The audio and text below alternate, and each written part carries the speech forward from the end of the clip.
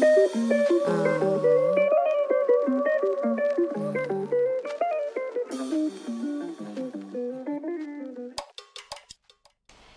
April this year, I attended the American Association of Neurological Surgeons conference. It was held in New Orleans, Louisiana. I had an amazing opportunity to listen to an American psychologist called Angela Duckworth. Angela studied traits of cadets at the West Point Military Academy. These are people, when in joining, they rank as the best of the best in many disciplines.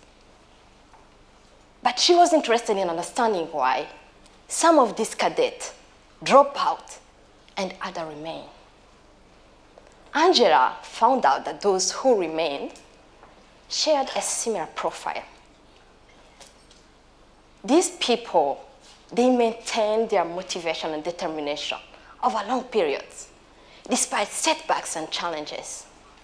She has proven that most people, most great achievers, share this similar profile. They have passion and perseverance in achieving long-term goals.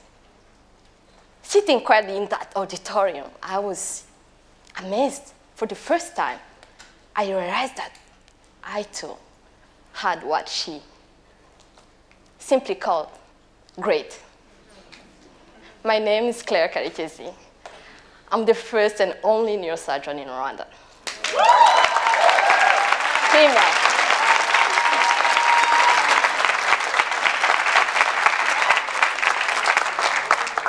I was born and raised in Rwanda. This is a small country in East and Central Africa, the land of 1,000 hills. When I received the invitation to talk here today, I honestly felt anxious and hesitant to come. But a friend of mine told me, Claire, if you do not tell your story, you may deprive the opportunity for inspiration to someone who needs it to be able to follow their dreams and even achieve greater things. In my field of work, we desperately need inspired and motivated people. And this is why I'm here.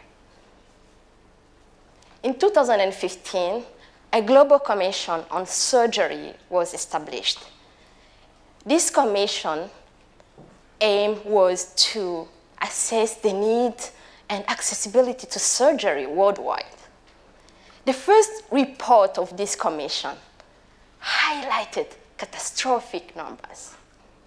Worldwide, more than 5 billion people do not have access to surgery and anesthesia care when needed.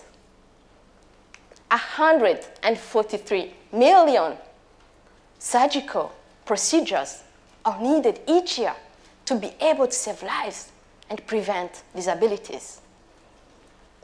More than 33 million people each year, especially in low and middle-income countries and sub-Saharan Africa, face catastrophic expenditures trying to pay for surgery abroad.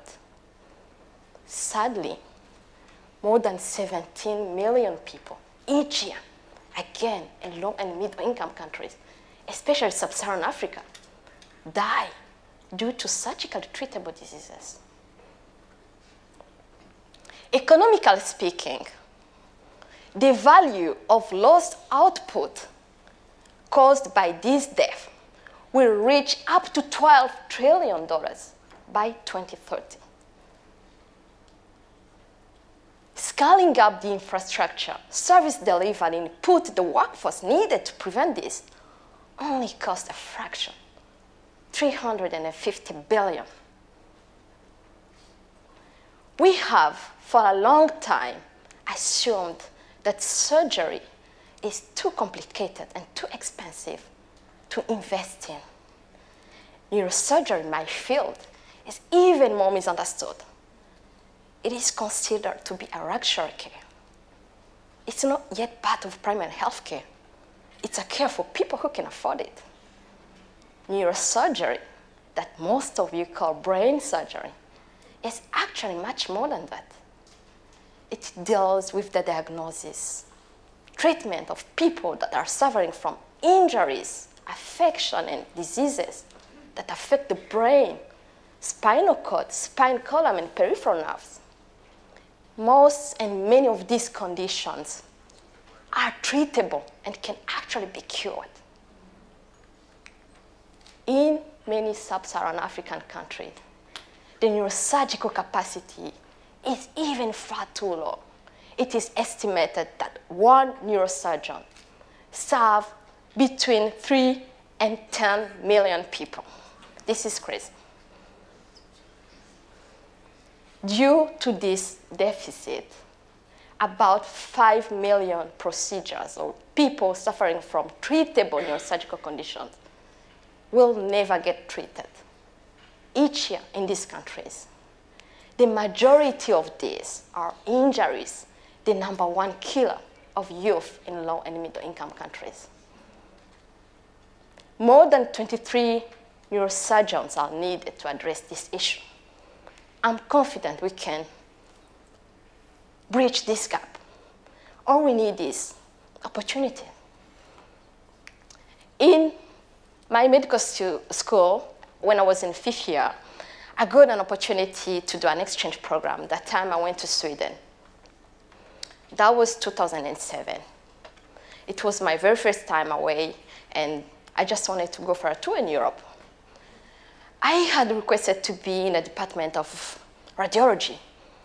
But at that time, most departments did not receive interns. Jan Hillman, who was the head of the Department of Neurosurgery, kindly accepted me in his department. When I got there, he was also on holiday, so I roamed around trying to get used to the new environment. About a week later, he comes, and he saw me. He's like, "Are you the girl from Rwanda?" I said, "Yes." And he asked me if I had been in the operating room. I said, "No, sir." And he's like, "Follow me." He then led the way to the operating room, showed me how to change and how to scrub in. I, that day, had a rare opportunity to be in the OR, scrub next to him, watching him performing a rare brain surgery. That was my first time to see a human brain. I was amazed. I was fascinated. I cannot even start telling you how it made me feel. That's the time I fell in love with my field, neurosurgery. At the time, Rwanda, my country, had barely one neurosurgeon serving 11 million people. I went to Rwanda, back, confused but excited about my neurosurgical, new experience. I started reading a lot about it. In February 2009, got another opportunity. I came here in the UK. I was admitted at Oxford for an elective program and was at John Radcliffe Hospital. I knew a little bit more about neurosurgery than the time when I was in Sweden. What I didn't know was how hard and how competitive it was to train as a neurosurgeon. In that program, there were about 5 consultants. Each consultant had 7 to 8 trainees. These people spent 7 to 8 years trying to be just general neurosurgeons.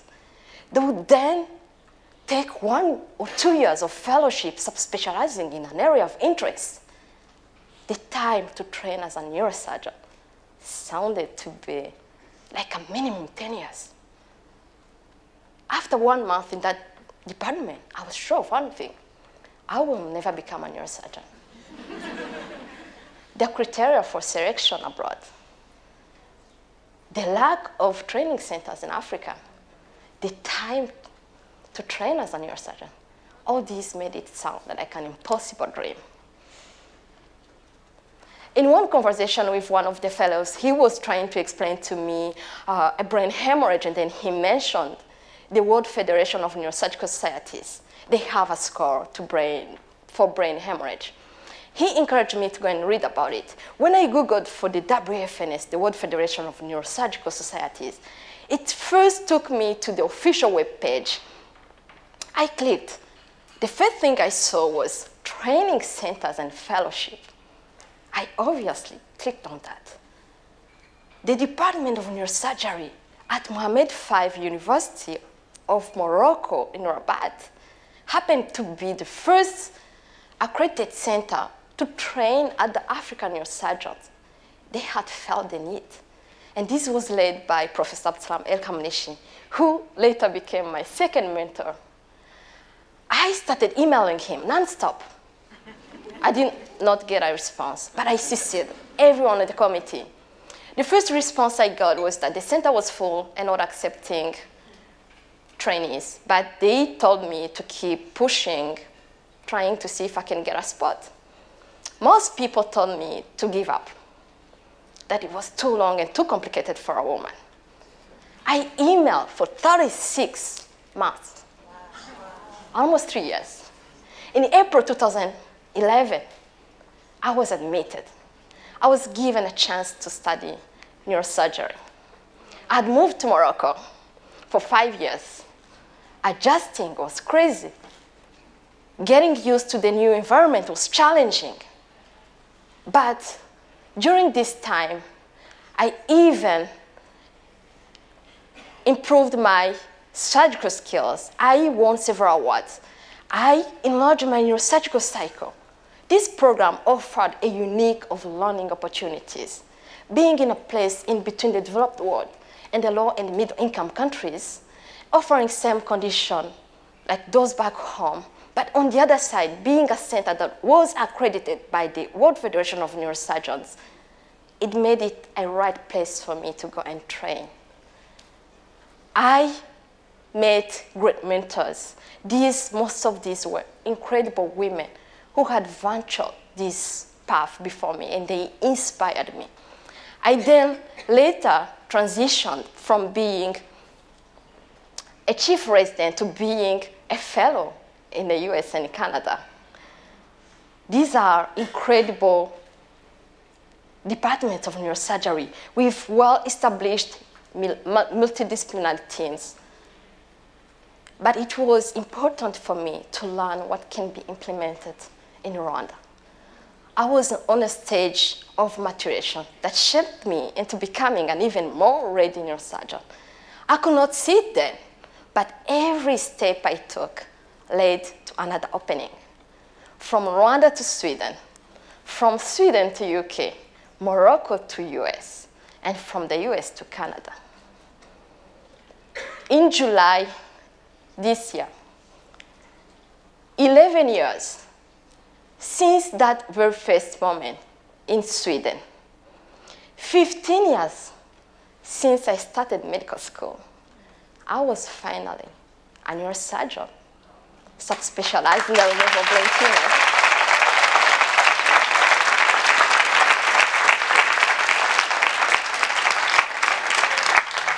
It wasn't that always easy. Even though I met incredible mentors who helped me and inspired me, it was still hard to be from a developing country, being from Africa, but also being Black and being a woman.